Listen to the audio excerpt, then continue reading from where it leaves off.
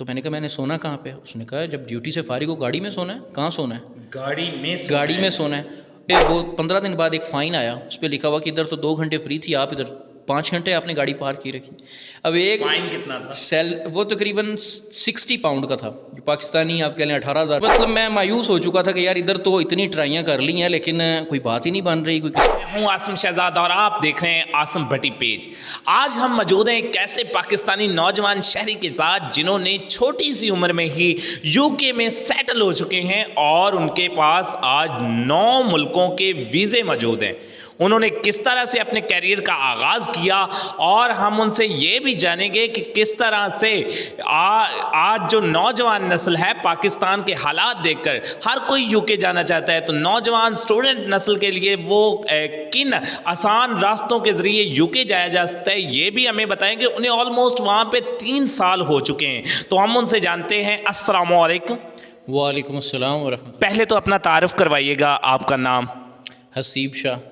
आप कहाँ से बिलोंग करते हैं? मैं चिश्ती फार्म मेलू के अगर बड़ा कोई गांव जिनको लोग जानते हैं आप चूचक कह सकते हैं, तहसील रिनाला खुर्द और डिस्ट्रिक्ट ओकाड़ा।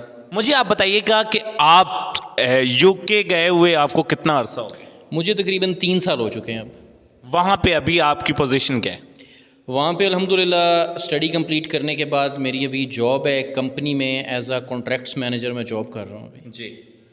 जी, तो अभी मेरी इन पर्सन भी मैं जॉब करता हूँ जब मैं यूके में होता हूँ, और जब मैं पाकिस्तान में आ जाता हूँ मेरी ऑनलाइन भी जॉब चल रही होती है अल्हम्दुलिल्लाह।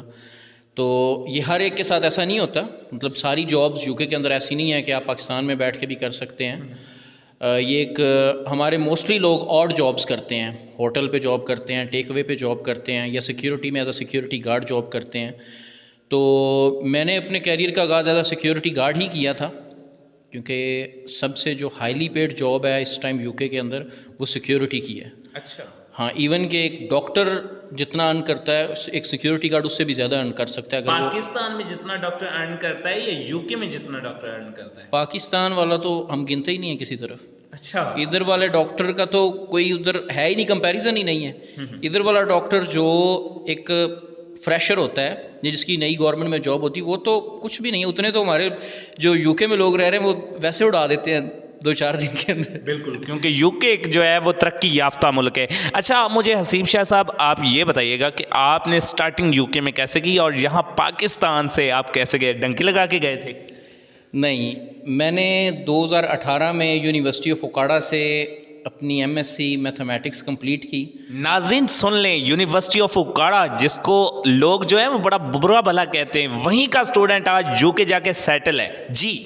जी, तो 2018 के बाद मैंने कोशिश की कि मेरी कहीं सरकारी जॉब हो जाए। तकरीबन 2 से ढाई साल मैं कोशिश करता रहा, लेकिन कहीं भी कोई इम्कानात मुझे नज़र नहीं आए जॉब के। हाँ, तो उसके बाद मैंने ये सोचा कि क्योंकि हर बंदा जो भी स्टडी करता है उसके वालिदैन और वो ख़ुद भी ये चाहता होता है कि मैं अच्छी तरह सेटल हो जाऊँ, मैंने जो इतना पढ़ा है, इतनी मैंने मेरे घर वालों ने इन्वेस्टमेंट की है, अब ये टाइम है कि मैं वो रिटर्न करूँ। जी। तो इधर मैं प्राइवेट जॉब करता रहा हूँ स्पिरिट स्कूल के अंदर, स्पिरिट स्कूल हल्ला पत्तोकी में। तकरीबन मैंने 1.5 साल उधर जॉब की। जी। तो उसके बाद शादी हो गई, बच्चा पैदा होने वाला। आपको पता है जब शादी हो जाती है तो एक्सपेंस बढ़ जाते हैं। अकेला बंदा होता है, बंदा कभी औखा हो लेता है, सौखा हो लेता है, बंदा गुजारा कर लेता है। ऐसे ही है। जब फैमिली होती है तो फिर बंदे को ख्याल करना पड़ता है कि भाई मैं खुद तो मुजाहिदा कर सकता हूँ, उनसे तो नहीं करवा सकता। ऐसे ही। तो फिर मेरे जहन में आया कि क्यों ना यूके का प्रोसेस शुरू किया जाए। मेरे कुछ दोस्त कर भी रहे थे और कुछ दोस्त पहले से जा भी चुके थे। तो मतलब मैं मायूस हो चुका था कि यार इधर तो इतनी ट्राइयाँ कर ली हैं लेकिन कोई बात ही नहीं बन रही, कोई किसी तरफ कोई इम्कानात नज़र ही नहीं आ रहे। हालात ही कुछ 2018 में इस तरह के बन चुके थे जिसकी वजह से जॉब होना मुश्किल था। बिल्कुल। तो 2021 में मैंने अप्लाई किया 2 कंसल्टेंट्स के पास जाके ना। ठीक है। तो वो कोई ख़ास इंपॉर्टेंस नहीं दे रहे थे क्योंकि 2021 में कुछ अरसा पहले ही PSW अनाउंस किया था यूके गवर्नमेंट ने। जी। PSW होता है पोस्ट स्टडी वर्क वीज़ा, जो कि जो बंदा स्टूडेंट उधर आता है स्टडी कंप्लीट कर लेता है उसको 2 साल का पोस्ट स्टडी वर्क वीज़ा वो गवर्नमेंट देती है। मतलब उसका सिर्फ उसने अपनी हेल्थ इंश्योरेंस पे करनी होती है, वो गवर्नमेंट की तरफ से वीज़ा होता है। हेल्थ इंश्योरेंस क्या होती है? हमारे नाज़रीन देखने वालों को आसान अल्फाज में बताइएगा। वो जो भी आपका मेडिकल है ना जी, वो सारा उसमें फ्री होता है।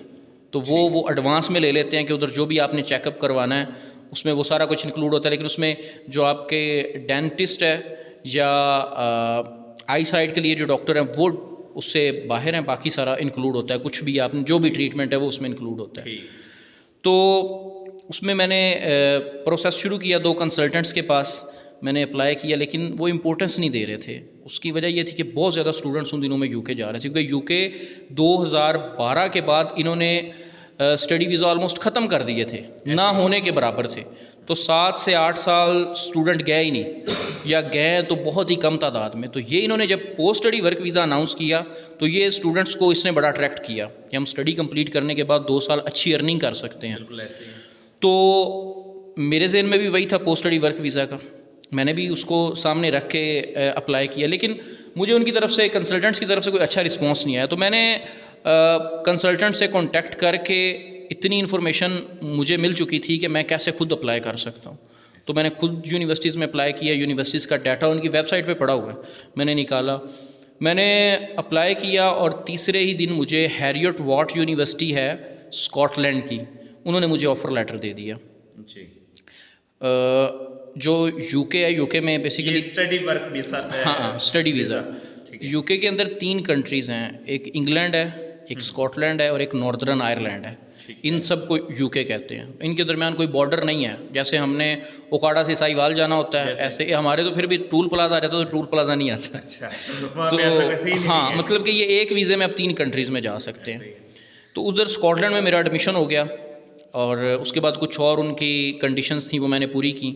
तब पाउंड का रेट था तकरीबन 235 पाउंड, तो 235 पाउंड के हिसाब से मेरे तब खर्चा हुआ था 4000 पाउंड मैंने फ़ीस दी थी, और बाकी हेल्थ इंश्योरेंस और वीज़ा फ़ीस डाल के मेरा तकरीबन 15 लाख खर्चा हुआ था इधर से, और बाकी मैं तकरीबन 4.5 से 5 लाख में साथ लेके गया था, मतलब 20 लाख में मैं इंग्लैंड पहुंच गया था।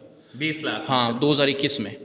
तो उधर जाके मैंने तकरीबन 12,000 पाउंड फ़ीस और देनी थी, तो बस 12,000 पाउंड पाकिस्तानी कितना? पाकिस्तानी इस टाइम 12,000 पाउंड तकरीबन 42 से 45 लाख बनते हैं। उस टाइम 240 रेट था, तो उस टाइम तकरीबन 30 लाख के करीब बन रहे थे।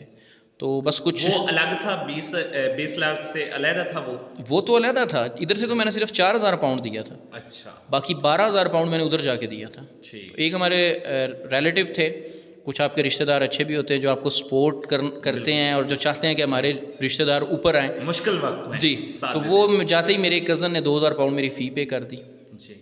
उसके बाद मैंने जो जॉब अपनी शुरू की वो सिक्योरिटी की जॉब शुरू की। अब ये में? ये थी डिफरेंट कंपनीज़ में मैं करता रहा, एज एक एजेंसी के साथ कर रहा था, तो वो एजेंसी आगे डिफरेंट कंपनीज़ के साथ काम था। और ये चीज़ जो मैं आपको बताने लगा हूँ, ये मैंने आज से पहले शायद इस तरह पब्लिक में किसी को नहीं बताई। अच्छा। मेरे घर वालों को पता है, मेरे मतलब ये बिल्कुल इंटरव्यू में पहली दफ़ा जाएगी। मेरे कुछ रिश्तेदारों को पता है कि वो स्ट्रगल का टाइम कैसा था।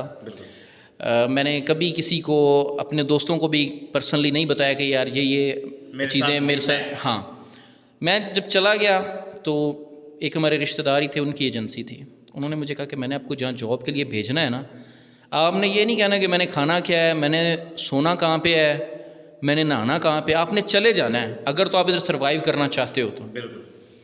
तो हम भी इधर पुरसुकून ज़िंदगी गुजार के गए थे, लेकिन हमने अब तब तो 20 लाख भी बहुत था, अब तब का 20 लाख आज का 60 लाख है।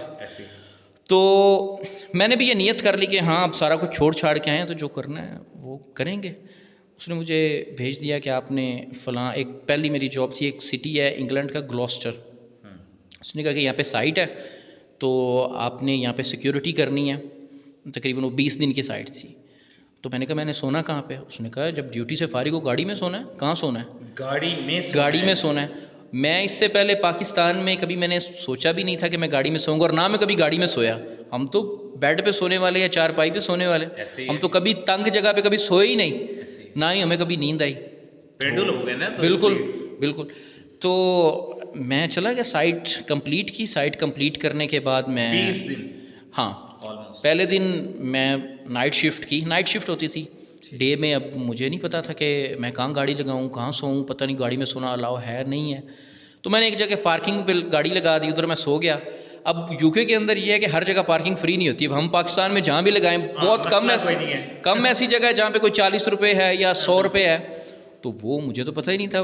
उस जगह पे वो गाड़ी पार्क करने का भी चार्जेस थे। अब वो सो गया मैं तकरीबन रोज़ाना 3-4 घंटे गाड़ी में, ज़्यादा आपको नींद नहीं आती पिछली सीट पे जब आप सोते हो ना, ठीक है। सम टाइम फील ही नहीं करता नींद कहाँ से आनी है। सम टाइम बंदा थका होता है, फ्रंट सीट पे उसको लंबा करके सोता है ना, कभी कभी नींद आ जाती है, लेकिन रोज़ाना अपने इस रूटीन से सोना रूटीन में नहीं वो बहुत मुश्किल होता है। तो मैंने उधर गाड़ी में उधर सो जाता था। तो मुझे वो 15 दिन बाद एक फ़ाइन आया, उस पर लिखा हुआ कि इधर तो 2 घंटे फ्री थी, आप इधर 5 घंटे आपने गाड़ी पार्क की रखी। अब एक फाइन कितना था? वो तकरीबन 60 पाउंड का था, जो पाकिस्तानी आप कह लें 18,000 रुपये 18,000 रुपये का जुर्माना इधर हो जाए किसी को सर फाड़ देता है। उसको बिल्कुल नींद नहीं आती, 18,000 का जुर्माना हो जाए। बिल्कुल ऐसे ही। तो मैंने कहा यार ये तो बड़ा मसला हो गया, लेकिन ये है कि फिर जैसे आप वक्त गुजारते हैं आपको चीज़ों का पता चल जाता है। तो 20 दिन मैंने, फिर उसके बाद में मुझे एक और पार्किंग मिल गई जो फ्री थी, तो 20 दिन मैंने ऐसे ही गुजारे। उधर से वो साइट मेरी फिनिश हुई तो एक और जगह मेरे कज़न ने मुझे भेजा, उसने कहा कि आप इस लिंकन, उस सिटी का नाम था, तो वो जगह लिंकन से आधा घंटा आगे थी। लिंकन, मैं आपको बताता चलूँ कि लिंकन के अंदर एक यूनिवर्सिटी है, उसका नाम लिंकन यूनिवर्सिटी है, और उधर कायदे आज़म ने उधर तालीम हासिल की थी। अच्छा, उस यूनिवर्सिटी के भी देखी? मैंने वो यूनिवर्सिटी भी देखी, और उस यूनिवर्सिटी से तकरीबन आधा घंटा आगे जाके एक छोटा सा गांव था, उधर वो जॉब थी जी। और बिल्कुल अंधेरा था रात के वक्त।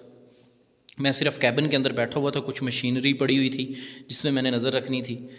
तो मैं उधर बैठ के, जो इससे पहले मैं जॉब 20 दिन की, वो सारी रोशनी में थी, शहर के अंदर थी, कोई मसला नहीं, बिल्कुल अंधेरा इधर उधर। अब मैं बैठा, मैं सोच रहा कि पाकिस्तान में मैं कभी सोचता भी नहीं था कि मैं रात 9 या 10 बजे के बाद बाहर निकलूँगा, और जहाँ मैं अकेला बंदा हूँ, तो बड़ा फिर मेरे जहन के अंदर ये चीज़ आई कि यार सुना करते थे बुज़ुर्गों से, बड़ों से, कि जहाँ मुकद्दर है वहाँ बंदा पहुँच जाता है। बिल्कुल ऐसे ही। तो मैंने फिर उस चीज़ को रियलाइज़ किया कि ये बिल्कुल वही हुआ है कि मेरा मुकद्दर इधर लिखा था, तो मैंने जी।